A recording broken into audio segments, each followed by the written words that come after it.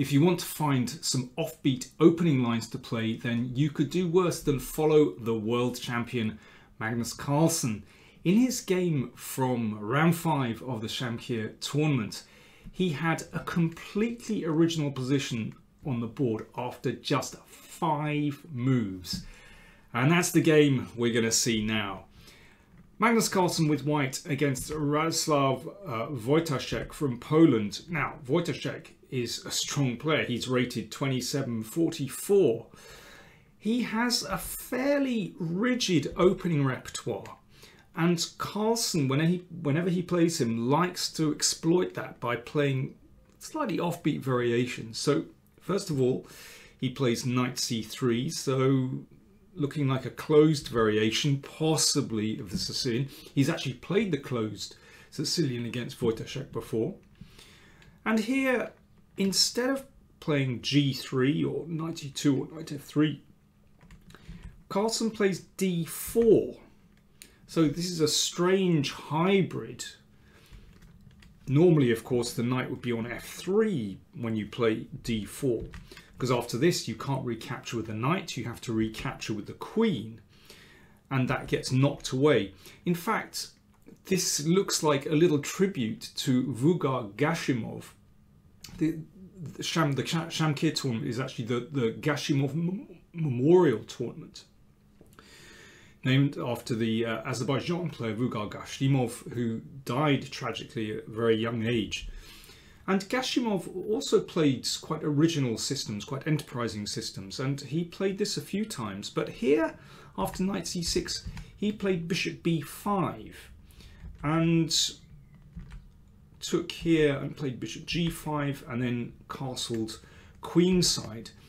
And, well, this is slightly original because the f-pawn is able to advance straight away and only then knight f3. And also a very interesting system if you want to try that. But here, instead of bishop b5, Carlsen just dropped the queen back to d2, and no serious player has ever tried this before. And after knight f6, indeed, after b3, I have no record of this position at all in my database. Very unusual in a kind of open Sicilian structure to fianchetto the queen's bishop like this. And Carlsen clearly had prepared this beforehand, played these moves very quickly. And Wojtaszek just plays in normal Sicilian style, like a Scheveningen setup. Castles queenside. Well, very often when you castle queenside, the king can sometimes fall prey to a black counterattack. But here with the fianchetto, it feels extra solid, and that pawn on b3 covers the c4 square, which is very often a jumping off point for a knight. Bouncing around here, of course, that's obviously impossible. And the bishop on b2 can sometimes play a very active role in the game along the diagonal. So I have to say, this is a very interesting way to play for white. b5. So the counter-attack comes anyway, and I think this is a good move. f3 from Carlsen, preparing to advance the g-pawn. And here, I think Wojtaszek overreacts. He decides to stop pawn to g4 with h5, but I think he should have just continued developing with bishop e7. And something like this could happen. And now just drop the knight back to d7 and perhaps bring it around to c5 or b6, and then advance the b pawn and try to get the counter-attack going like that. But it's a very double-edged position. I wonder, perhaps f4 here. And maybe g5 afterwards, sometimes f5. Anyway, a really original position on the board. But Wojtaszek played h5. Very often this can be played in many variations of the Sicilian to stop the pawn coming to g4. But here the g5 square is weakened. So this is a very different kind of position. Very often this knight is somewhere over here on b3 or e2 or d4. But Carlsen puts his finger on why this is a poor move, because the knight comes to g5 and this is just a tremendous square, and it means that black can never really safely castle kingside here with that knight on such a beautiful position, and he's ready to cement that knight into g5 with h4. So therefore Wojtaszek plays h4, but he's improvising now, and this does look very dubious. Carlsen starts with f4. Sometimes you can break with e5, sometimes f5, and it might make way for the bishop as well to come here. King b1, a careful move, I think a good move. Just stepping to the side, so no tactics here, and preempting any strike down the c file as well, and also waiting to see how black sets himself up here, because black has a problem. What do you do with the king? Rook c8 looks pretty normal. It's trying to get some counterplay here. Bishop e2. So at least there's a bit of pressure on the c file. And now rook e1. And the king is starting to feel the heat on the e file. And here Wojtaszek said after the game he just didn't know what to do here, because that knight on g5 is so menacing. And in the end he played knight h7. I mean, he did this after over half an hour's thought, but he just couldn't find a satisfactory continuation. He realized this wasn't very good, because after the exchange then it leaves the rook poorly placed, and the king obviously is unable to castle now, so it's like a big target in the middle of the board. And here Carlsen played g4, which was not a bad move. However, there is a move here which I think every Sicilian player knows about, whether you play with the black pieces or white pieces, that is crying out to be played. And of course, Carlsen will have considered this. In fact, he said after the game that his intuition told him that knight d5 was a winning move. It's such a typical sacrifice. But he couldn't calculate it through to the end. And he said he thought there was no need to take a risk, and that he could win prosaically. But he criticised himself afterwards, and he said that's a terrible attitude. So let's have a look at knight d5. Well, this really has to be taken, otherwise this bishop gets eaten, and then d6 is in trouble. So this has to be taken. Where does the knight go? Well, if it doesn't move, if the king steps out of the way, then white captures here, and black's position is just a car crash. So we can move the knight back to d8 or b8. Let's try b8 first of all. I suppose it's the most natural move, hopefully trying to spin the knight back into play on d7. Now bishop d3 is a really strong move. Hitting the rook is very unfortunately placed on h7. If the pawn comes to g6, then things don't get better after f5, threatening something like this. Ah, there's also bishop f6, of course. Now that I spot it, yeah, I mean, that's killing straight away, this pin here. Where are we? Let's go back here. So bishop d3. Well, if rook comes back to h8, then we can take on g7. That's a catastrophe. What about rook h5? Well, that rook is still loose, and one could simply take here on g7, but this is very strong indeed. If king takes, then we can exploit the loose rook. Loose pieces drop off, and if queen takes, rook e1. So now we've got a position with queen against two rooks. Obviously this trade is going to happen here, but black's position is just a complete wreck. You can see that there are so many loose pieces here. The pawn, these pawns are dreadfully placed. The two bishops are incredibly strong. The rook is also very oddly placed. The king is exposed. It has to be a winning position for white. And if we come back to this position again, so the knight is attacked. Let's put the knight back to d8.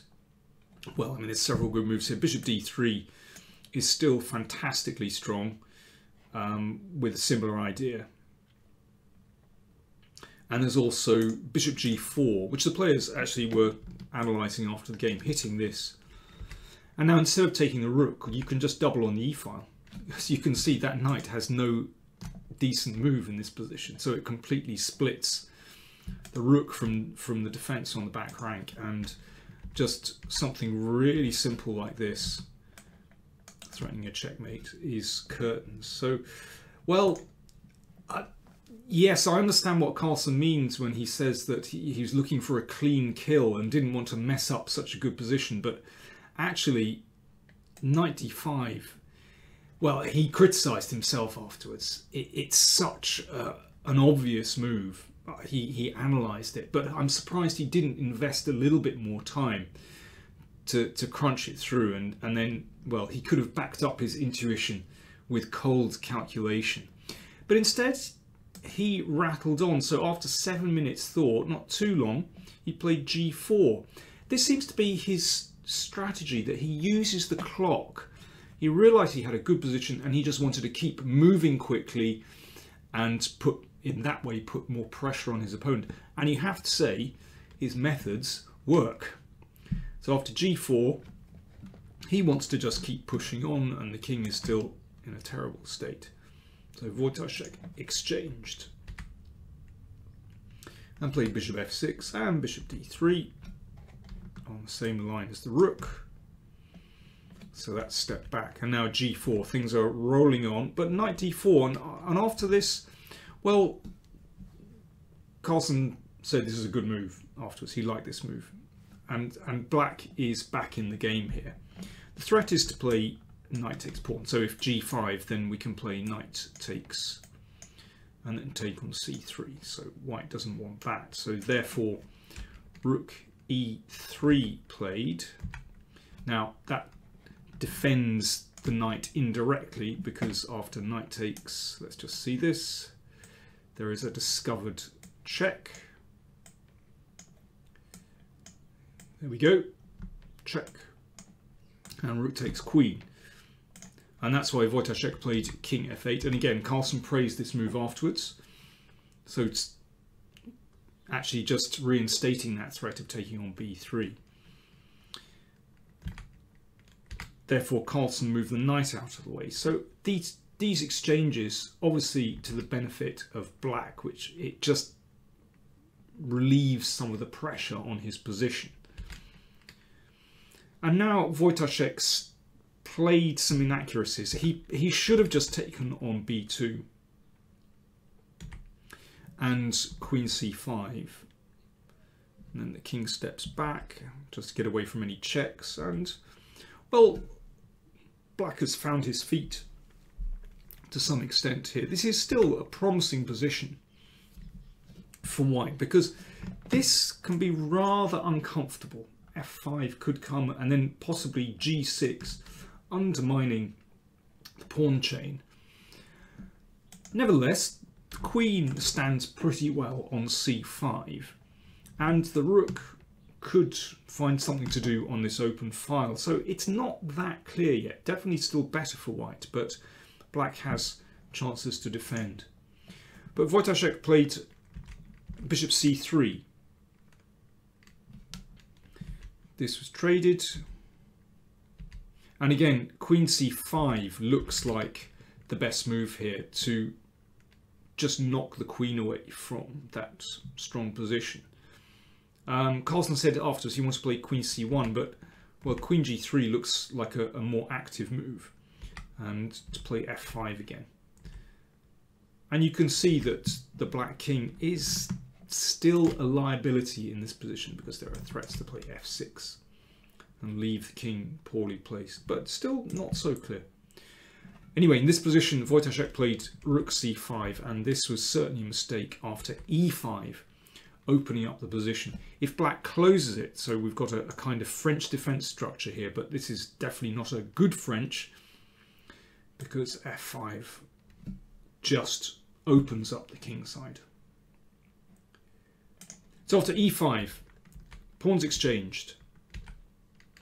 Now the f-file is open, and that spells trouble, and white can shift the major pieces to the f-file very easily, very quickly. For example, well, let's say rook c7.